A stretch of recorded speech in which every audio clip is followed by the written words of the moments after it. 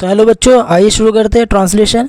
बच्चों हम लोगों ने यहाँ तक कल देख लिया था, है ना, विद ग्रामर कंसेप्ट के साथ। आइए बच्चों हम इससे आगे आज पढ़ेंगे। तो what is the right time to begin something. तो बच्चों ये यहाँ पर बताया जा रहा है कि व्हाट का मतलब होता है क्या, इसका मतलब होता है, ठीक है। द जो है बच्चों ये आर्टिकल्स है, ये नॉन से पहले आता है, ठीक है बच्चों। तो ये राइट हमारा क्या हो गया, नॉन हो गया। तो द राइट टाइम हमारा क्या होगा, समय। टू किसके लिए आता है बच्चों, ये प्रीपोजिशन होता है। टू क्या होता है, प्रीपोजिशन। ये बच्चों डायरेक्शन को बताने के लिए आता है, टू किसी डायरेक्शन को बताने के लिए आता है। पर बच्चों यहाँ पर इंटरेस्टिंग बात ये है कि अगर टू के बाद कोई वर्ब फॉर्म वन आ जाए, वर्ब फॉर्म वन आ जाए, तो इसको ऐसे वर्ब को हम क्या कहते हैं, ऐसे वर्ब को हम इन्फिनिटिव कहते हैं। क्या कहते हैं बच्चों, इन्फिनिटिव कहते हैं, ठीक है। इसका जो मतलब होता है बच्चों, ना का सेंस आता है, ठीक है। जैसे बिगिन का यहाँ पर मतलब होगा बच्चों शुरू, बिगिन का मतलब शुरू, और टू लग गया तो क्या हो गया, शुरू करना। क्या हो जाएगा बच्चों, शुरू करना। समथिंग हमारा क्या है, एक इंडेफिनिट प्रोनाउन है। क्या है बच्चों, समथिंग इंडेफिनिट प्रोनाउन है, ठीक है। प्रोनाउन का मतलब क्या हुआ कि किसी जगह पर नॉन के प्लेस पर यूज़ होता है, नॉन के प्लेस पर हम प्रोनाउन का यूज़ करते हैं। तो ये हमारा क्या हो गया, इंडेफिनिट प्रोनाउन हो गया, है ना। इंडेफिनिट प्रोनाउन उसे कहते हैं जिसके बारे में हमें पता ना हो और उसकी जगह पर हम यूज़ करते हैं किसी प्रोनाउन को, तो वे प्रोनाउन क्या कहलाते हैं, इंडेफिनिट प्रोनाउन कहलाते हैं। जैसे इसका मतलब होता है समथिंग का मतलब कुछ, समथिंग का मतलब कुछ, है ना, कोई चीज़, है ना। समथिंग का मतलब कोई चीज़, ठीक है। तो व्हाट इज़ द राइट, तो सब का मतलब हमको ये पता चल गया कि इसका क्या मतलब, इसका क्या मतलब है। अब आइए बच्चों ट्रांसलेट कर कर देखते हैं। व्हाट इज़ द राइट, क्या है ना, what is the right time, क्या सही, है ना। राइट टाइम का मतलब सही समय है, ठीक है। इसका मतलब बच्चों है होता है, हमने बता दिया था। इसका मतलब क्या होता है, इसका मतलब बच्चों है होता है, ठीक है। आर का मतलब हमारा होता है हो, और बच्चों एम का मतलब होता है हूँ। ये तो हम लोगों ने जान लिया भी है, पहले से पढ़ता आ रहा हूँ, ठीक है। ये हम लोग पहले से पढ़ते आ रहे हैं, तो इसके बारे में हम लोग जानते हैं कि इसका मतलब है होता है, आर का मतलब हो, और एम का मतलब हूँ होता है। तो आइए बच्चों अब आगे देखें कि व्हाट का मतलब क्या, है ना। इस जब भी ट्रांसलेट करते हैं तो बच्चों है का ट्रांसलेट जो होता है, जैसे हम वो अच्छा आदमी है, तो हिंदी का वाक्य क्या हो रहा है, हे पर लास्ट में ख़त्म होता है, हे लास्ट में आता है, ठीक है। तो इसलिए हम क्या करेंगे, इसका ट्रांसलेट भी क्या करेंगे, हम इसका ट्रांसलेट जब करेंगे is, am, are, was, were, will be का ट्रांसलेट करेंगे, तो हम क्या कर देंगे, इसका बाद में ट्रांसलेट करते हैं, ठीक है। तो क्या बोलेंगे, क्या राइट समय, है ना, राइट समय है। टू बिगिन का मतलब शुरू करना, समथिंग का मतलब कुछ, कोई चीज़, ठीक है बच्चों। अब आइए बच्चों आगे देखो, इसको जो है ये which people should he listen to, इसको हम सिंप्लीफाई कर कर देखते हैं, ठीक है बच्चों। तो बच्चों इसको सिंप्लीफाई कर कर हम देखेंगे, उसके बाद हम ट्रांसलेट करेंगे। तो विच पीपल, विच का मतलब बच्चों होता है कौन सा, क्या होता है, कौन सा, ठीक है बच्चों। अब पीपल का मतलब होता है बच्चों, पीपल का मतलब होता है बच्चों लोग, जैसा कि आप लोग जानते हैं, ठीक है। पीपल का मतलब क्या होगा, लोग। तो विच पीपल, है ना, विच पीपल तो क्या हो जाएगा, कौन सा लोग। विच पीपल कौन सा लोग, क्या हो जाएगा, कौन सा लोग, यही होगा, ठीक है बच्चों। तो अब बच्चों आइए बच्चों इसको हम सिंप्लीफाई कर कर देखते हैं। इसका सिंप्लीफाई पहले तो क्या लिखा हुआ है, व्हाट,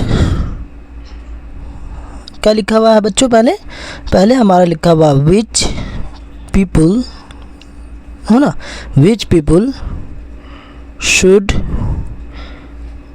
ही लिसन टू। ठीक है बच्चों, तो ये जो है बच्चों इंटरोगेटिव कहलाता है। क्या कहलाता है? Interrogative, WH। ये सेंटेंस क्या कहलाएगा? इंटरोगेटिव WH कहलाएगा। तो बच्चों आइए हम पहले इसको सिंप्लीफाई करते हैं, उसके बाद हम ट्रांसलेट करना सीखेंगे। तो सिंप्लीफाई करने के लिए बच्चों जो ये हमारा ही क्या है? एक सब्जेक्ट है, ये वर्ब हमारा हो जाएगा। ठीक है, तो आइए बच्चों देखते हैं। ही, ठीक है बच्चों, ही यहाँ पर लिखते हैं ही शुड। ठीक है, ही से पहले क्या आ रहा? शुड आ रहा है। तो हम क्या कर लेंगे? सिंपल सेंटेंस बनाने के लिए हम ही के बाद क्या लाते हैं? हम शुड लिखते हैं। ठीक है, तो ही शुड लिसन। ठीक है बच्चों, ही शुड लिसन। ठीक है, ये जो टू आ रहा है लिसन के बाद, इसको हम अभी समझेंगे कि वो किस लिए आ रहा है, क्यों आ रहा है। तो इसका ट्रांसलेट क्या होगा बच्चों? ये एक अफर्मेटिव सेंटेंस हो गया। इसको हम क्या बोलेंगे? अफर्मेटिव सेंटेंस या सिंपल सेंटेंस भी कह सकते हैं। ठीक है बच्चों, तो आइए बच्चों इसका ट्रांसलेट देखें। वो उसे सुनना चाहिए, उसे सुनना चाहिए। जैसे हम यहाँ पर आई लिखते हैं तो मुझे सुनना चाहिए, है ना।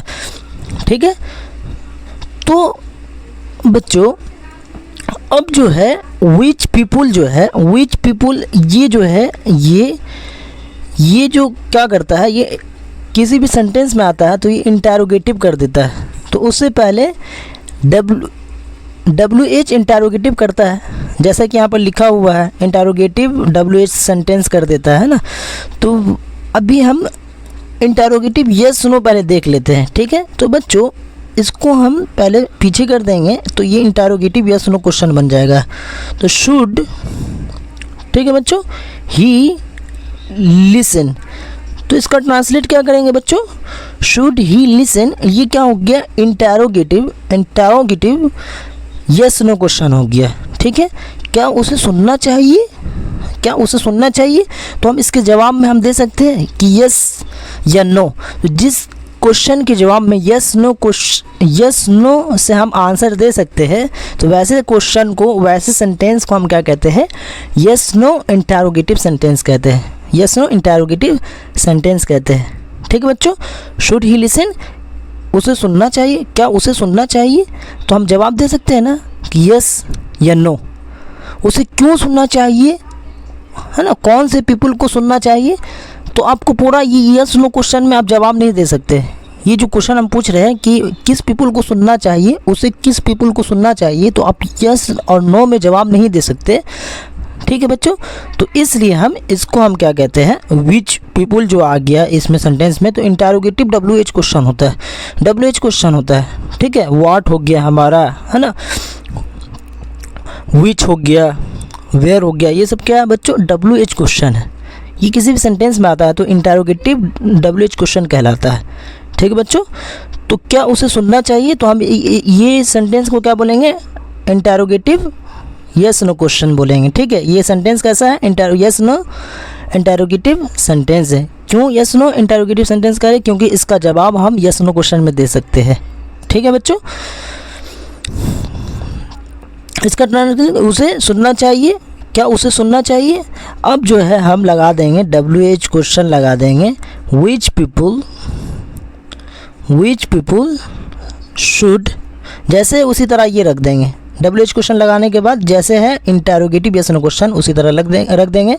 तो हमारा कौन सा फॉर्म हो जाएगा? ये WH इंटरोगेटिव सेंटेंस बन जाएगा।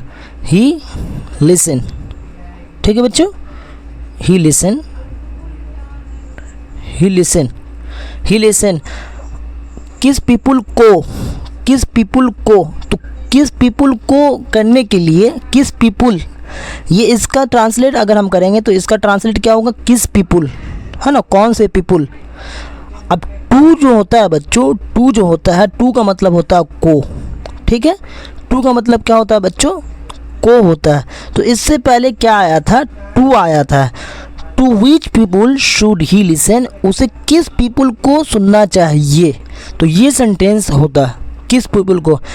विच पीपल सिर्फ रहेगा तो हमारा सेंटेंस पूरा नहीं होगा।